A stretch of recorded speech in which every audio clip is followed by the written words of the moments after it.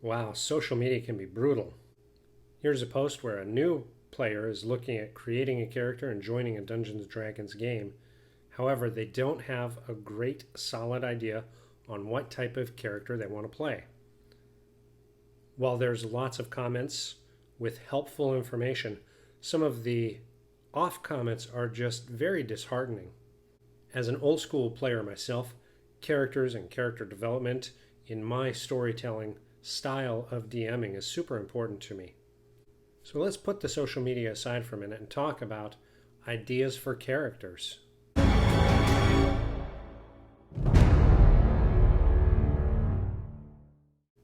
Now, before we jump into this week's video, make sure you go down and hit that subscribe button to help me grow. If you don't mind getting the notifications, ding that bell. Give a thumbs up if you enjoy our content.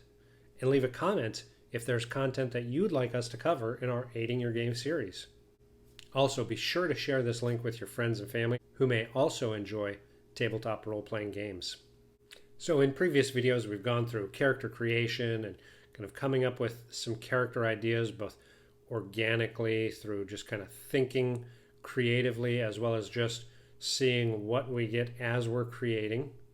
In older editions, you really had to create the character and you didn't have any idea of what you would have until that character was created. Of course, some GMs really just allowed you to manipulate some of those character roles and stats and everything so you could create a character that you were interested. However, that wasn't really the focus of the game as much as it is with 5th edition. Now, as new players are coming to the table all the time, when they're coming to you with ideas on characters, I've seen lots of people who are commenting on different social media posts that they wouldn't allow this, they wouldn't allow that.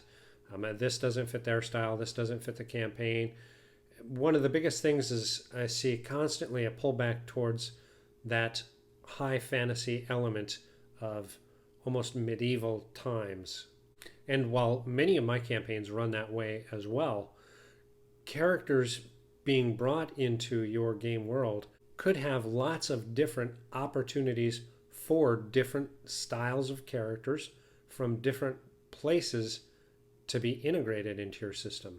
I'm going to give a couple of examples that, while may not be TSR or Wizards of the Coast exactly, it shows an opportunity for storytelling creativity and possibly give some ideas on how to integrate characters that you're interested in playing into the D&D 5e game realms.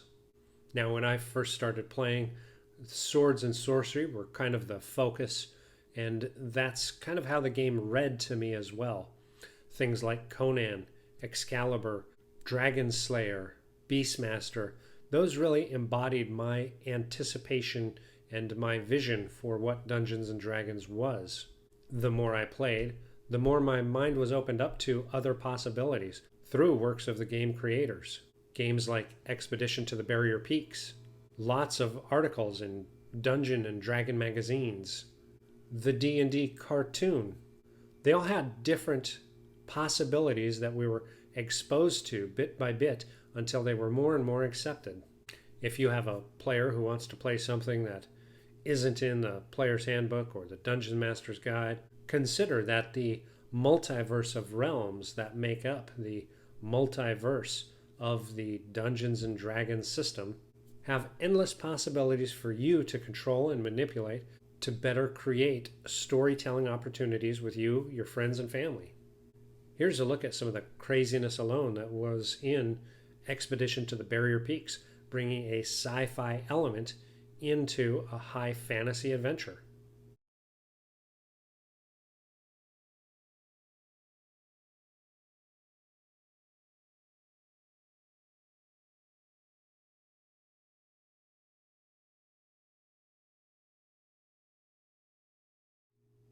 While probably not the most popular adventure that TSR ever created, it nonetheless allowed game masters and players alike to start expanding their expectations for what was possible in an already impossible game where you're dealing with monsters and magic and dragons and adventure.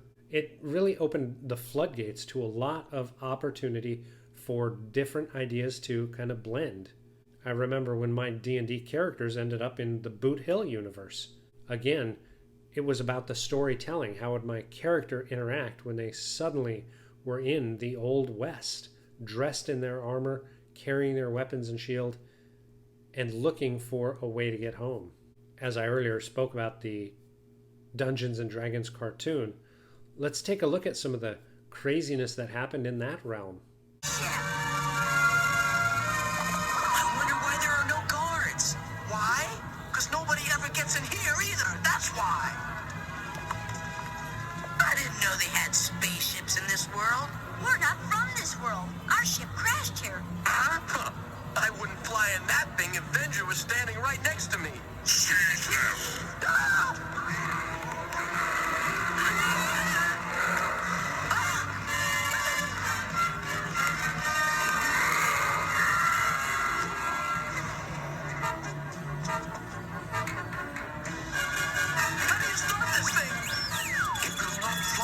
Until I complete the repair of the motivator device. So repair! Eric, duck! Ah! What are you, nuts? Oh, thanks. Fools, you will never escape. Where to be? Does anybody read me? I just had a dogfight with a flying dragon. Where am I? What's going on? Can anybody hear me?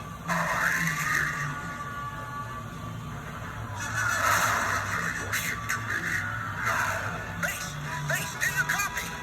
Now I'm under attack by some guy in a dress riding a flying horse. I can't believe it. I'm pushing Mach 1 and he's gaining on me. The episode of The Time Lost is really pretty good on showing how the cartoon pulled people in from Earth in different times. And while I think they could have gone and done different types of characters from different types of realities or realms or worlds, I think it was a good example of how to bring in different characters that could represent different RPGs that the kids could have been playing in their regular game.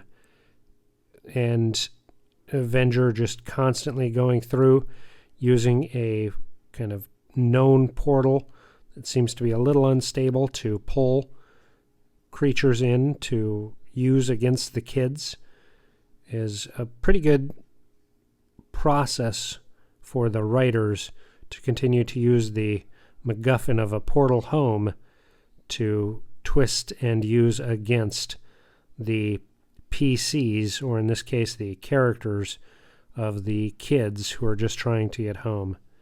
But it was overall a good episode showing that there are lots of opportunities to pull people in. There are a few more examples that we're not going to list. I think this just gives a good showing of a couple of examples that I had right off the bat. Of course, I do not have copyright of these. The links are in the credits, and we will put links for these videos in the description as well. These are used just as examples. The whole videos can be found through the copyright materials, through purchase, as well as I believe they are available on YouTube to watch, which is where I received these clips from. But good opportunity to look at if you have a character you want to play, or you're a GM and someone has a character that they want to play, how to get them introduced into your story. Just a couple ideas.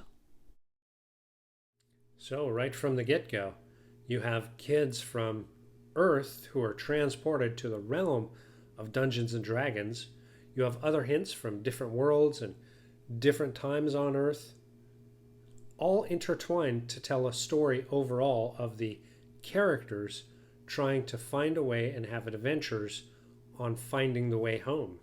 When you're creating a character, or if you're a DM and one of your players is wanting to create a character that's a little bit different and may not fit exactly the standards of your realm, I really urge you to stop and consider some of the possibilities of the realms that have been laid out before us and how we can utilize some of those possibilities and storytelling options to up our own games challenge ourselves, as well as allow some creativity from different aspects that normally we may not.